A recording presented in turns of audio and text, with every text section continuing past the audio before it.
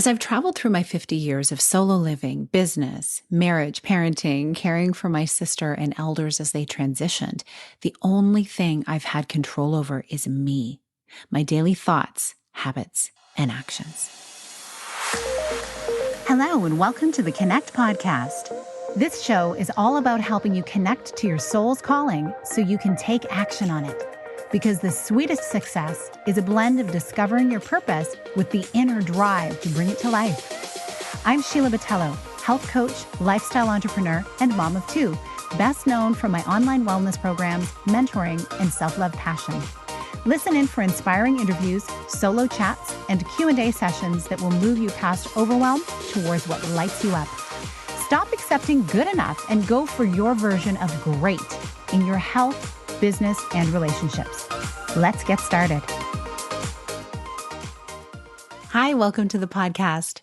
This season has brought about so much newness for me in terms of what I'm experiencing in my personal life and also with the offerings I'm bringing into the world and the way I'm going about doing my soul work.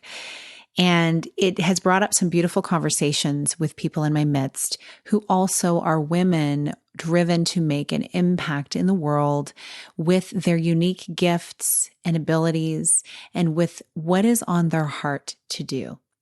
This takes time sometimes to come to us. Like, what exactly does that look like? What is our mission? What is the impact we want to make? And it also changes over the years. I truly believe we never fully get there, wherever there is. Life is just an evolving process of listening to those curiosities inside of us, following them, having doors closed, doors open, and taking steps forward in faith that we're meant to do what we're doing. And a lot of it is involved with creating boundaries and having your voice be heard. And before you can do that, it really is a matter of clarifying what is the message that you want to bring into the world. What is the work that is your soul work? That takes a lot of introspection. That takes some quiet. And sometimes it takes some bouncing ideas off of people who are of like mind or people who are in your corner, ready to support you at any given time. You know, life as a woman has always carried extra responsibilities. We're the nurturer archetype. We hold emotional space, whether it be as a sister, a daughter, a partner, a parent, and yes, even in the professional realm. Back in my 20s, when I was working as the only female in an office, and it was a great place, it was very inspiring to be, I still was the one who was tasked with like cleaning up the office kitchen, making sure coffee was always available and ready and all the extras were there. And when another woman joined the team, she and I shared that responsibility. So I thought that was very interesting. Prior to her coming along, some of the guys would help out here and there, but ultimately it just seemed to be the norm. And the thing is, I never said anything about it. I took it on as, oh, of course, that would be my role. And that's probably why no one else helped. I'm not going to put the full responsibility on them. It was just something that had been modeled for me my whole life that, oh, this is what the woman does. And if a guy helps out, wow, they really, really need a lot of praise because that is pretty amazing of them, right? So this is where I was at in my early 20s. And I know some women today who still feel that way. And so we're all in a different path, you know, it's all good. But I know for myself, I never questioned it until later on in my life. And so interestingly, when this other woman came along, yes, we shared the same responsibilities. And also, when I would sit in marketing meetings, the women were the ones who were called on to take the notes and to follow up on food orders and party details. If it was someone's birthday, who was getting the cake, you know, anything that involved nurturing or connection. And yes, of course, women historically, and really even, you know, in our biology, if you look at it, there's so much that is involved with nurturing and connection in the female brain. I've read about the female brain and I've read about the male brain, and there are differences. That said, it's so important for us to realize it doesn't always have to be one gender taking on a certain role. but that is how it has been for many, many years. And we come by it naturally because that is how the world came to be. And that is what we have been experiencing. So I share these stories because I want you to think about this. When you're growing your business or transitioning into a leadership role in your soul work, you are not only facing your fears and maybe the resistance of moving into something new or what you have to do to be successful, you're also carrying a lot of background chatter. Things like, my partner seems off today. I wonder how I can help. Was it something I did? Or, I hope my child has a better day in class today. Okay, let me think about who do I need to call? What remedies do I need to get together? What special nurturing foods do I have for them? And then also, maybe it could be, I need to follow up with my father-in-law's doctor appointment. Like if you're caring for elders, or, we're out of almond milk. Okay, I gotta take care of that. Women's minds are multitasking kind of minds. And I know people say, you can't multitask successfully. And I totally agree with that. That said, women are able to hold, if you read about the female brain, they're able to hold multiple details and they all kind of spin around and they're able to access those details at any time. That's a real simplified version. I am not a neurosurgeon, but that's the simplified version of how the female mind works. And the male mind, and again, I'm talking about like female and male gendered individuals who are, understand there's a spectrum for that as well. And so it does differ per person, but I'm just generalizing completely here for looking at historical norms of how things have been done. So the male brain typically has more of a focus on one area at a time.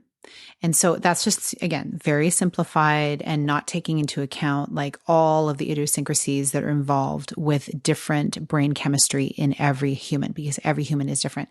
But when we look at all of that, traditionally women, as they're approaching their lives, whatever it is they're doing, they're very also carrying a lot of background chatter of what else is going on in their life. And that impacts how they show up in their work. And it also impacts how much they show up for themselves. Because the question is, where in all of those things are you placing the priority for yourself and your well-being? And not in a selfish way, because I really don't believe that self-care and caring for ourselves is selfish. I believe it is necessary 100% in order for us to be thriving humans, to be able to make any kind of impact in the world, even if it means just showing up and saying hello to somebody and being in a good mood. We need to be taking care of ourselves in that way. So where do you fit on that list? I'm so encouraged to hear of increasing numbers of women in my world who are having the conversations to share the entire load of relationship and home life with their partners, families, coworkers, kids. But it takes practice to truly move it from a lifetime of programming into a new way of thinking. And that's really where it all begins, in your mind. You may have a list of new rituals that you're trying to make habits, and you may be feeling really good about it. And I want to celebrate you for this. Or maybe you have always had great boundaries and you're totally dialed in. Again, you are amazing and you are an inspiration to all of us. We need to see and hear more about this from you. And also in my experience, I found that there's always another level. When I've moved into my self-care flow, it seems like just when I settle into a new normal that serves me well, and as a result, my personal ecosystem is just booming and it's going great, something new happens. Someone gets sick. A child has an emotional experience or a growth spurt that changes my parenting pattern. A career change pops up. A relationship shifts, and say my mother comes from 6 hours away to live with me out of the blue. A loved one dies, and a pandemic shows up.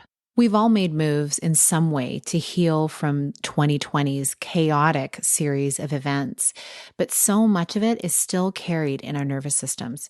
So many people I talk to share an anxiety about every changing season, their job security, and their child's mental health. So much has changed.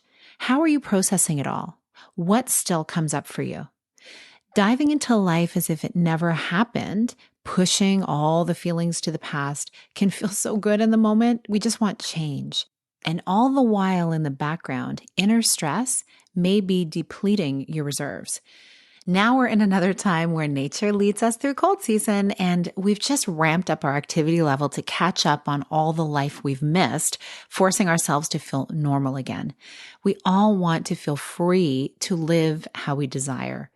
Self-care has always been essential, and I've created a strategic way of implementing it for people for years prior to 2020. And now it's incredibly evident to me that it's even more important than ever. It looks different for everyone depending on the season of life, wellness, career, or relationship that you're in. And that was the inspiration behind the Seasons Self-Care app that I created. It includes support and community to help you make an impact and thrive through the seasons of your life. It's a free app with extras you can access to encourage you in feeling your best, to inspire you to know how amazing your body is, and to support your life intentions, to guide you into a deeper connection with yourself and coaching into growing to your next level. There's also a growing community to share the journey with. As I've traveled through my 50 years of solo living, business developing, marriage, parenting, caring for my sister and elders as they've transitioned, the only thing I've had control over is me, my daily thoughts, habits, and actions. And what has given me the ability to thrive as I enter menopause is a deep connection with myself, my heart, and my voice. It has been the greatest challenge of my life, putting my well-being first, and I still face that challenge every single day. But I have the boundaries and rituals at the ready. Because I do, I can show up with greater presence, patience, and peace for those around me.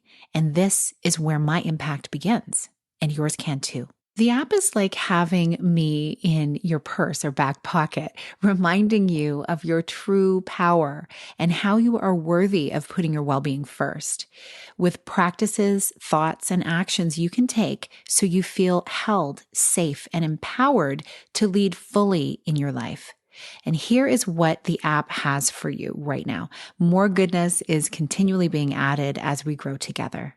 I've put a link to the app in the show notes so you can access it. And when you go there, you're going to see the Seasons Self-Care portal for the purpose-driven woman who wants to make an impact without burning out. And you're going to see some of the features that it includes. So the Seasons Primer feature includes the Cyclical Self-Care Primer, 7 modules guiding you to live in a way that honors your body and your schedule. The Cyclical Self-Care Guide, a 15-minute guided self-care meditation, a collection of supportive audio and video content, weekly cyclical living insights, inspiration, and exclusive offers, and early updates and in-app access to paid programs and community. So that is all in the free version. And then for daily inspiration, for like a nominal fee, just so that I could offer it on the app, I needed to put it at $1.88 for daily inspiration, daily prompts and mantras to support you in your self-care rituals that will be available every single day during the week. And the Seasons Self-Care Collective is a community where we're co-creating your wellness through every phase of your life. And in that, of course, you'll include everything in the Cyclical Self-Care Primer, the Daily Inspiration, the Seasons Collective information, and the audio collection. So you'll be able to receive that, and you'll also be able to go to the offering section where that is where the daily inspiration is shown. And then the Cyclical Self-Care Primer is shown as well. And the whole beautiful thing about it, it is a way to plan your life and honor your body in the process. And then as well, you've got access there to the audio and the Seasons Collective when you go over to the offerings section. So you just need to go into the login section and then create your own account, and more programs and offerings will be added to the app after it receives approval in the App Store, in the Google Play Store. It just takes some time for them to make sure that all the technical things are in order and that it is working well with all of their software. So I'm really excited about it. And as you listen today, I would just love for you to consider what season of life you are in your wellness, in your soul work, in your relationships. And I would really love to hear, because this is how we all rise together, is by having these conversations. And this also dictates how I share and what I share inside the collective, inside future episodes of this podcast even, but also in the offerings that I am putting out into the world to support you. We are in this together. And I have my experience, but you will have your experience that is so incredibly valuable. We can learn from each other. And in the collective, the whole idea is it's like circular leadership. It's all of us walking arm in arm together to be able to rise together to our fullest potential so that we can really beautifully impact the world in so many different diverse ways. I am so thrilled to be offering it to you. And I would love to hear again what season of life you're in. You can message me on all of the socials at Sheila A. Botello. You'll see them linked in the show notes. And once you log in to the Season Self-Care app and create your own account, you'll be able to send a message to me directly as well once I send a message back to you welcoming you. So that's a great way of us staying in touch as well. So you can download this app free at the link in the show notes. And I look forward to serving you in this new way and to witnessing your thriving. Thanks so much for joining me today. Big blessings. Thank you so much for being here with me on the Connect podcast. If you like this episode, please share it with someone you think would enjoy it. Also, if you head over to iTunes to leave a review, I'd be so grateful. Let us know what your favorite parts were and what you'd like to hear more of. It will help us have a greater impact, elevating many more people to grow and succeed together. See you next time.